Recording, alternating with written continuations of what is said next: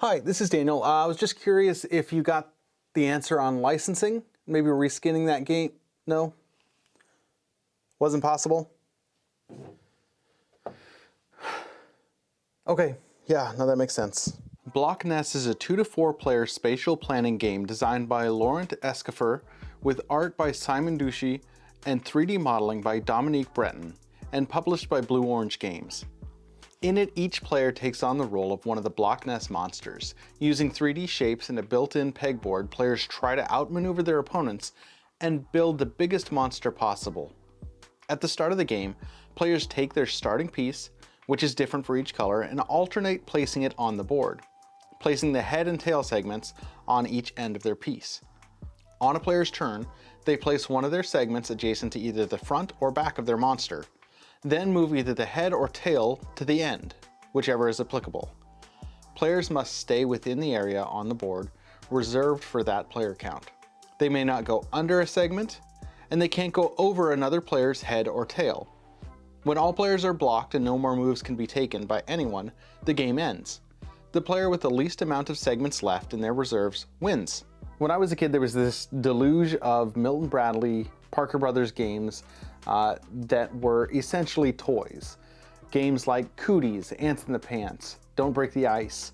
And they were immensely fun for me.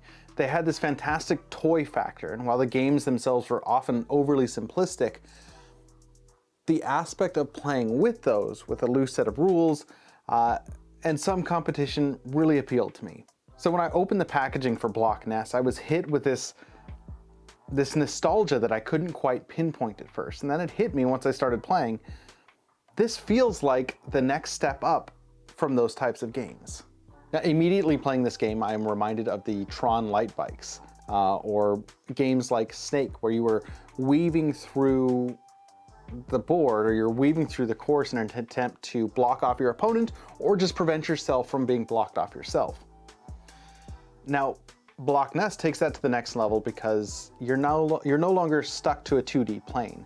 Because there's these 3D pieces, you now take into factor the idea that you can go over other pieces. And certainly there's placement rules that restrict certain types of movement. But the real key, and where the real element of strategy comes in with this game, is the fact that your pieces are all different sizes. And so you have this stockpile of pieces that you need to spend wisely. You have to decide when you're going to play your tall pieces, because if you get rid of all of your tall pieces right out the gate, you won't have any for later in the game. And so understanding that there is more than meets the eye, but still not like a ton more.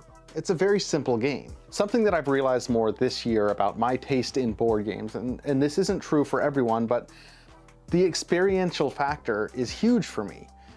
I can sit down and play an abstract game that I have no separate connection to. It doesn't look cool, it's not a theme that I'm interested in, and if it's a set of mechanics that works well, I might think, hey, that's pretty cool, and not particularly be all that interested in playing again.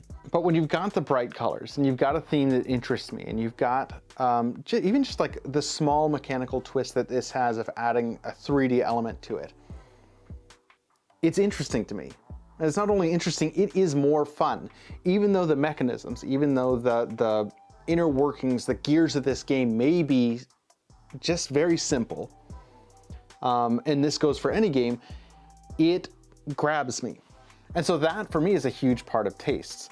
If you don't have the experiential attachment to a board game, and this is, again, in my case, then I'm not that thrilled to continue playing it, to continue exploring it.